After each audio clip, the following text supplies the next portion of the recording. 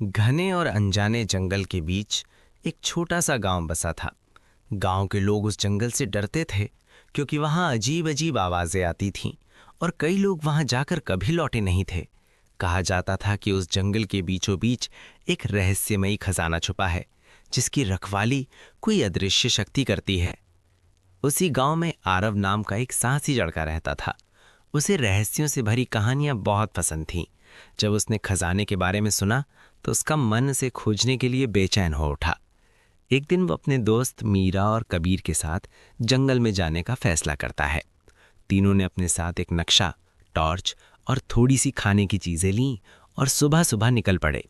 जैसे जैसे वे जंगल के अंदर बढ़ते गए, पेड़ और घने होते गए। अचानक उन्हें एक पुराना पत्थर मिला जिस पर कुछ अजीब निशान बने थे। मीरा ने ध्यान से देखा और समझ गई कि वे निशान एक पहेली हैं। पहेली को हल करने पर पता चला कि उन्हें उत्तर दिशा की ओर जाना है। चलते चलते वे एक सुनसान तालाब के पास पहुंचे। वहां पानी बिल्कुल स्थिर था, जैसे कोई आईना।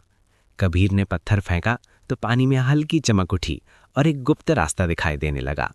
डर के बावजूद तीनों ने साहस जुटाया और उस रास्ते पर चल पड़े। रास्ता उन्हें एक गुफा तक ले गया। गुफा के अंदर हल्की नीली रोशनी फैल रही थी। दीवारों पर प्राचीन चित्र बने थे जिनमें जंगल के रक्षक और खजाने की कहानी दिखाई गई थी।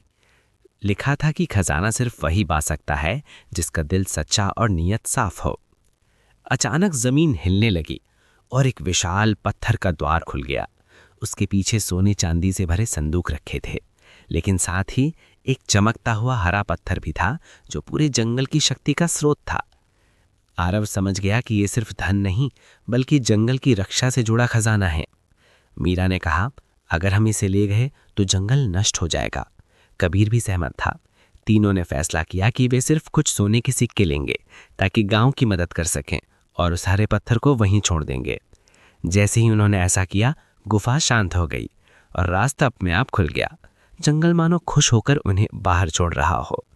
गांव लौटकर उन्होंने सच बताया और खजाने से गांव की भलाई की। उस दिन से जंगल अब डरावना नहीं रहा। लोग समझ गए कि असली खजाना लालच नहीं बल्कि प्रकृति और सच्चाई का सम्मान है। और आरव, मीरा व कबीर हमेशा के लिए जंगल के रहस्य के रक्षक बन गए।